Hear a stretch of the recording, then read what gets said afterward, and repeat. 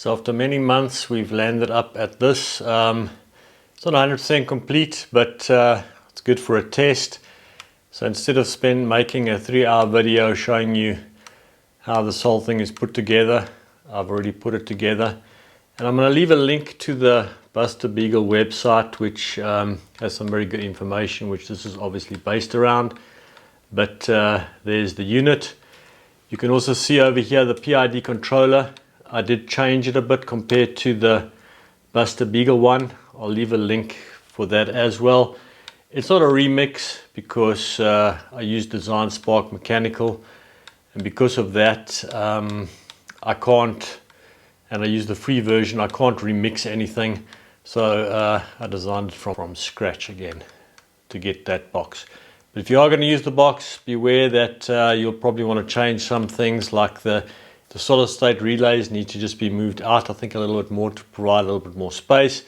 But currently the way it is now, I think it works pretty well. It's got a lot of space there.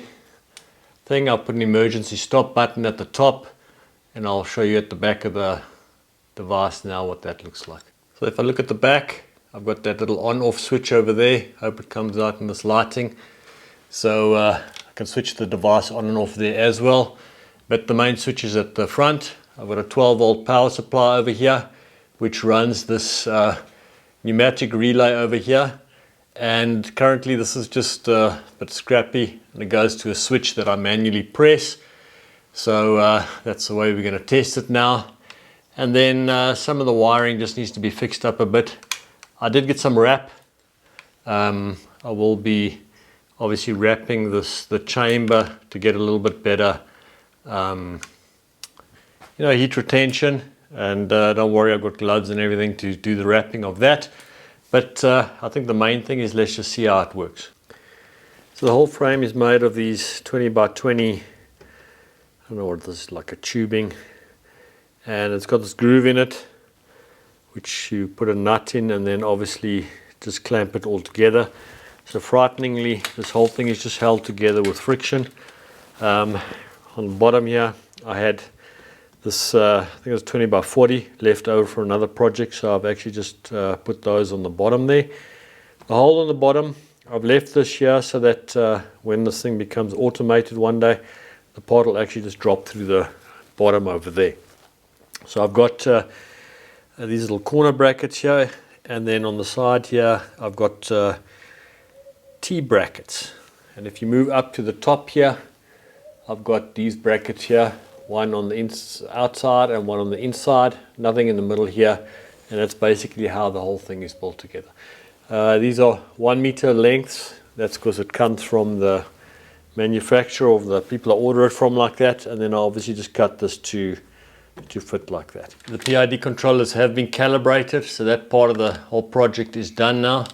And without obviously setting it any further, let's just see how the pneumatic press works. I'm just going to push this little red button over here, which comes over there. It'll be out of your sight there, but you press that, and that forces the piston down. Release it again, and then the piston comes up again.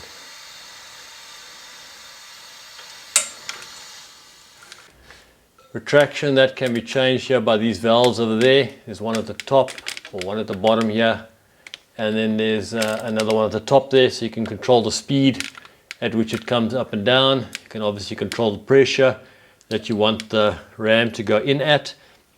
But for now, let's put a bit of plastic in here. As you can see, it's never been used yet, all nice and clean. So let's use some plastic in there. Now what I've done is, obviously the goal is to use recycled plastic, but for this test I've gone and cut up a whole lot of PLA filament. And the reason is, I know what temperature it should more or less melt at, and therefore let's see what happens when we just do an initial test with the ram going down, and let's see if the plastic comes out without any leaking from the nozzle. So let's see what happens. So PLA should be printing at about, or the temperature should be set to about 200. I don't know if that's going to really work because obviously I've never used the machine before, so but let's just set it to 200 and let's see what happens. As I said, I've never used this machine before, so it's the first time running, so I don't actually know what the temperatures are and if the probe is actually 100% accurate. So the bottom temperature is the temperature at that I want it to be, and the top temperature is the current temperature. There are two heat bands, so this is the top one and this is the bottom one. I don't know if the top one is really needed, but I put it on so it's there. You'll obviously see that climbing as the heat creeps up, although I do have a heat break, but it's not that successful. So let's just wait a bit for this to get up to temperature before putting the plastic in and see what happens. Okay, I may have spoke incorrectly earlier. It's got two valves at the bottom here to control the speed, and the bottom one actually controls the speed at which the piston goes down. As you can see, the piston's got its own speed on it as well. And then if you look up at the top here, it's got exactly the same thing, and the top one is actually for the speed coming out, which I thought it would be the other way around, but for some reason it's not working like that. So if we look at now, come around, look at the temperature. We got about 5 degrees to go, and you can see the temperature or the difference in the temperature between the top zone and the bottom zone at the moment. So it's got to wait another 4 degrees. And if we come down here over there, you can see the heat bands, they sort of changing color a little bit now. I'll put a piece of wood underneath here just to catch the plastic so it doesn't drop onto this mat here for the first test. But yeah, 3 degrees to go. Okay, we're at the set temperature now, so I presume the green flashing will stop at some point and turn to red as it stabilizes, but it's at 200 degrees, so that's the set temperature. Hope everything's going to work at that temperature. So let's put some pellets in. Okay, so we'll just put some pellets in here. Haven't really thought this through here. It's probably enough for this test. And I think I must wait for about probably 3 or 4 minutes. I'm not sure how long it's going to take for that to actually melt on the inside, and then I presume it'll start coming out the bottom nozzle. Okay, it's been about 2 minutes now and nothing's coming out the nozzle, so let's press down the ram and let's see what happens.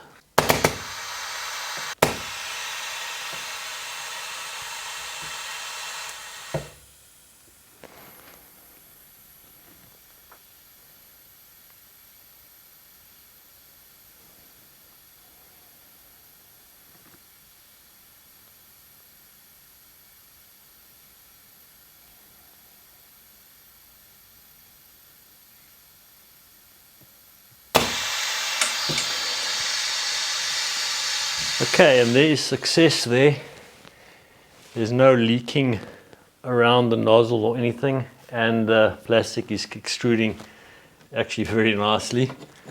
If we look at the actual piston itself, so if we look at the piston, it's actually got plastic stuck to it, which makes me think that the time I left is not long enough for the plastic to melt properly. But let me know in the comments below. I left it probably 3 minutes, maybe it's got to be 5 minutes. So I'm going to just let it put a bit more plastic in and wait another 5 minutes. And in the meantime, I'm going to show you a mold that I'm going to try inject into. So moving on to the mold, I made this mold quickly and printed it out in PETG. But man, does PETG warp. So I actually tried to print it out in a different way here.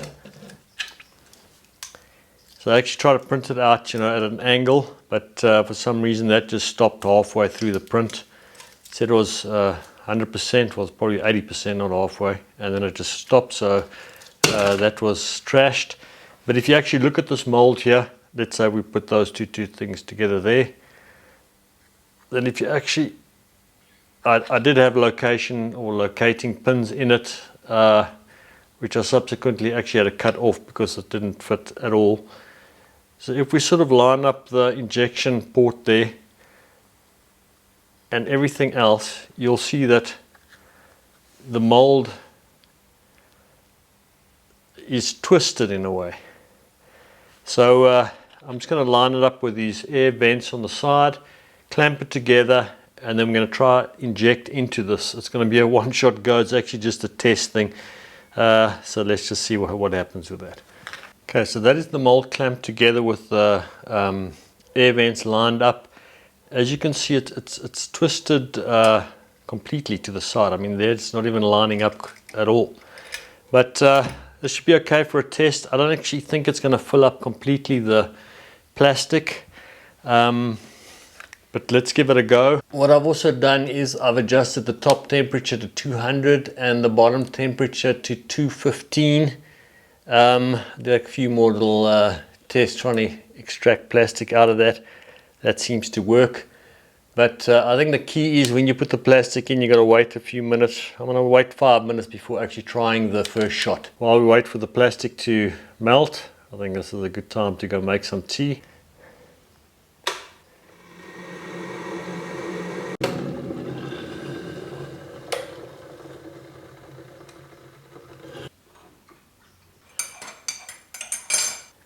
Okay, tea time is over now, and I think the difference is now you can actually see the plastic starting to drool out there or weep out there. I don't know what the right word is.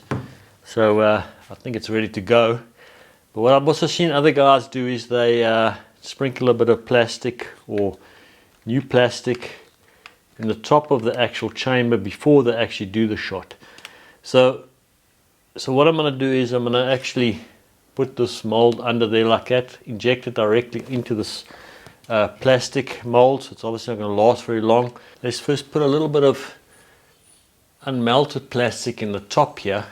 I think this helps the piston not stick to the plastic itself. So let's just put this in the bottom here now. Okay, so I've put the mold in the bottom there. And then we're just gonna see how this goes.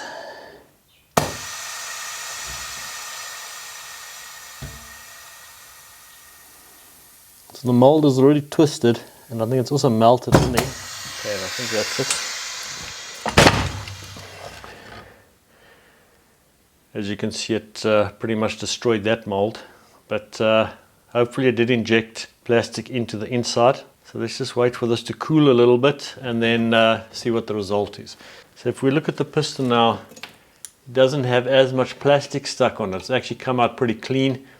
So I guess that's the trick. Just before injecting, drop a few more pellets in to cover the molten plastic at the top so that this piston is not pushing against the melted plastic, and when it pulls out all that plastic as well. The unit is also jumping a bit, so there's obviously some movement here somewhere, which I will have to investigate and see why that's happening. Okay, let's take this mold apart. I'm actually not expecting big things here, but let's see what, if anything, happened.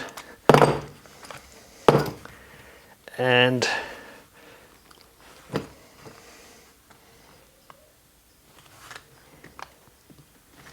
I'll have to get a screwdriver to pry that open with. And one other thing I forgot to do is I've got to put mold release in here. Okay, so it went halfway into the mold, as you can see there. So it obviously cooled down too quickly before it went in there. It's obviously still a bit warm in here, so I probably should have let this cool down a bit. But remarkably, besides for the melting at the top where it actually came into direct contact with the nozzle and melted, this is actually held up pretty well, and I think if I used mold release it would have actually released properly, but in such a hurry to get my first plastic thing, let's just see what happened. It actually came up, so it's definitely still very sticky, and I actually think that's going to work. So that's what it sort of came out, half like that. Obviously I need to increase the size of maybe the area here where it comes into the mold itself, and maybe increase the vents a little bit more to allow it to come up. But obviously the first problem is to get the mold to stop warping.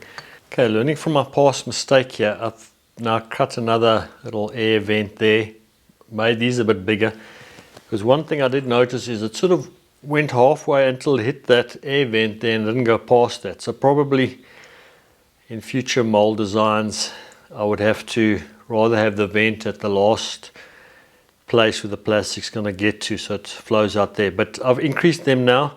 I'm going to use some of this mold spray over here and spray it on here and give this one more go. Okay, so that's 10 minutes. I'm just going to put a bit of extra plastic at the top here to help it not stick to the piston. I'll just move the mold in there, in its place, and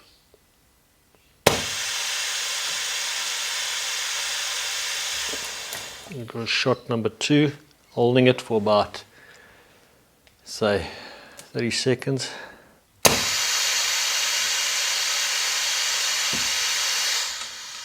Okay, so let's see what the result of the second attempt is.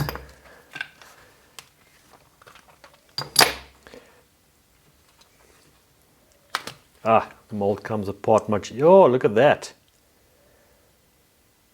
So it's almost 100% through there.